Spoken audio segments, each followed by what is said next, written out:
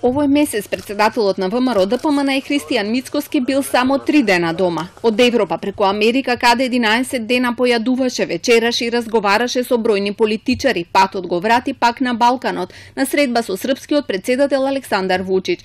Мицкоски пред Вучич изразил загриженост за недостатокот на демократски капацитет на владата.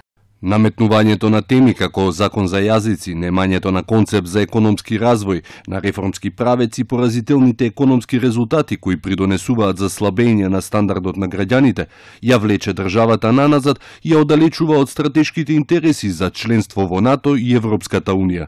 Ова е трета средба од Балканската агенда на Мицкоски и неговиот подпредседател Александар Николовски. Предходно тие се сретнаа и со хрватскиот премиер и лидер на ХДЗ Андреј Пленковиќ, како и со поранешниот словенечки премиер и лидер на СДС Јанес Јанша.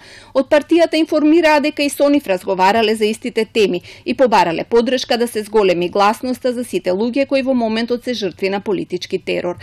Сушност турнејата почна на 2 февруари со средбата со унгарскиот премиер Виктор Орбан, од кого Мицкоски доби целосна подршка за својата политика. Продолжи со комесарот за проширување Јоханес Хан, како и со високата представничка на ЕУ Федерика Могерини. Тука си и средбите со европратениците Кукан, Вајгл, Флекенштајн, Ковачев и Јозеф Дол. По 2 дена замина во САД, каде имаше исто така набиена агенда. Присуствуваше на молитвениот појадок организиран од председателот на САД Доналд Трамп и разговараше со представници на Белата куќа, сенатори и конгресмени. Се сретна со Моли Монтгомери, посебен советник за Европа, Евроазија и Русија на подпредседателот на САД Майк Пенс, и неа ја информирал за како што вели нетранспарентноста, селективната правда и избегнувањето на одговорност за злоупотреба на законите од актуелната власт.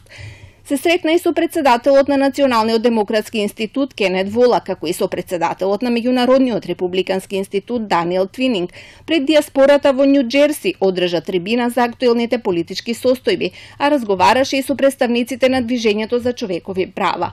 Во меѓувреме даде интервју за Гласот на Америка на македонски јазик од Вашингтон, во кое се пожали дека 8 месеци како партија немале никаква информација што точно се случува со преговорите за името и кажа дека токму тој инсистирал на лидерската средба со цел да дознаат на кој начин се водат преговорите.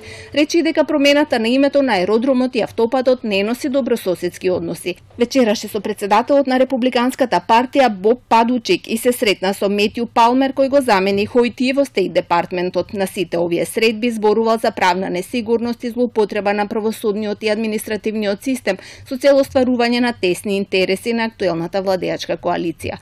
Во Вашингтон се обрати и на конференција за безбедност организирана од Конгресот на САД, велејќи дека Македонија треба да ја добие поканата за заслуженото членство во НАТО.